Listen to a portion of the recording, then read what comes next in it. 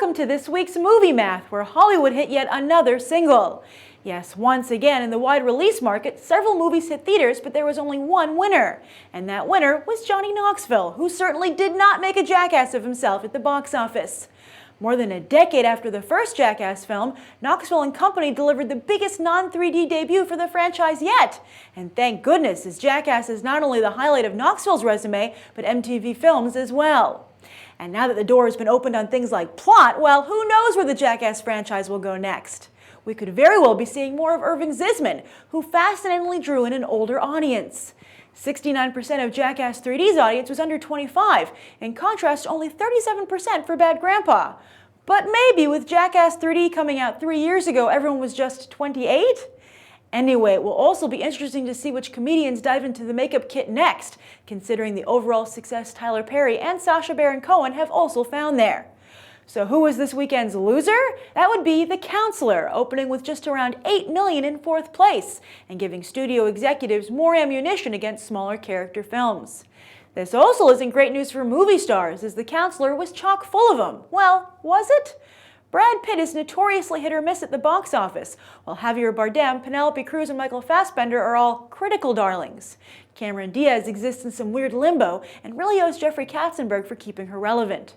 20th Century Fox might be committed to the Michael Fassbender business. They're the studio behind his X-Men flicks, Shame, Prometheus, 12 Years a Slave, and the upcoming Assassin's Creed, but they better be careful not to break him with movies like this. As for the rest of the box office, while Gravity might have been knocked out of the top spot, it still enjoyed a teensy-tiny drop of around 30% and is passing the double-century mark stateside, triple worldwide.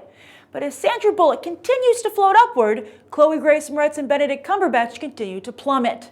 Carrie dropped over 60% in its second weekend, with word apparently getting out that it doesn't deliver the scare quota today's moviegoers have come to expect. And The Fifth Estate also dropped over 60% and out of the top 10 entirely to number 15, with a worldwide 2-week total of $4.5 million. Escape Plan also had a hefty drop of about 50%, but Captain Phillips and Cloudy with a Chance of Meatballs 2 continued to hang in there. Neither is a cause for celebration for Tom Hanks or Sony Animation, but at least they aren't embarrassing themselves out there.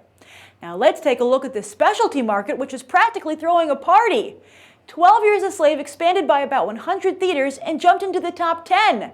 Fox Searchlight has brilliantly set up the slavery flick to capitalize on its awards buzz, enjoying a strong rally going into this very weekend as it dominated the nominations for the Gotham Independent Film Awards. And surely, as Steve McQueen's film continues to get kudo after kudo, more and more people will be compelled to buy a ticket. That's how you release an Oscar bait film, folks.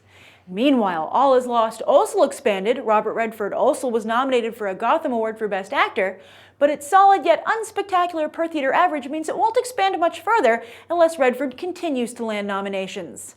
But perhaps the biggest news of the entire weekend is the success of Blue is the Warmest Color, the French indie flick hot off of the Cannes Film Festival about two young girls who fall in love.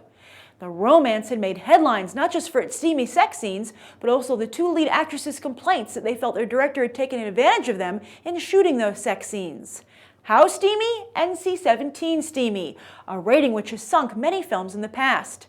However, with first McQueen and Fassbender's Shame, and now Blue is the Warmest Color luring audiences into theaters anyway despite, and maybe because of their NC-17 rating, expect to see the indie film community embrace this newfound freedom.